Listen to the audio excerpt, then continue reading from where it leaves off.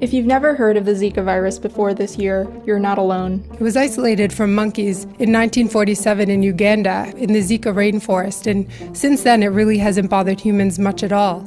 Until now, the Zika virus appeared in Brazil for the first time in 2015, and more than 1 million people have been infected since then. Just to put that into perspective, the last largest outbreak happened in French Polynesia, and it really only spread around to a couple hundred people. 80% of people with the virus don't have symptoms at all. The others have mild symptoms, including fever and a rash.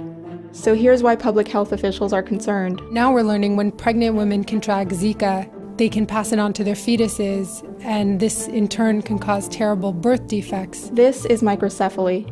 It's a birth defect that involves incomplete head and brain development. So they look like they have very small heads. And what that means is they're basically mentally disabled, they have a shorter life expectancy, and it's just an absolutely devastating disease. Microcephaly has multiple causes, but officials think it might also be linked to Zika. That's why public health officials in Latin America and the Caribbean are cautioning women not to get pregnant right now. In the US, the Centers for Disease Control and Prevention took a similarly extreme measure when they issued an unprecedented travel advisory telling women who are pregnant to avoid traveling to countries in Latin America where the virus is circulating. That included their very own territory, Puerto Rico.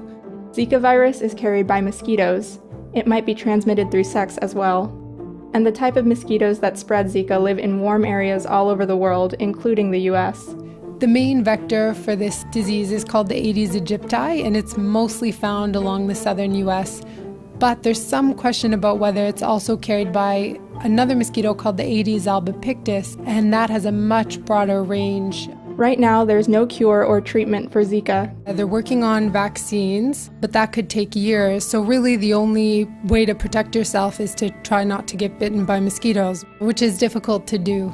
It's especially important that pregnant women are aware of the risk. There needs to be a lot of awareness about the virus and about this potential for damage to the fetus later.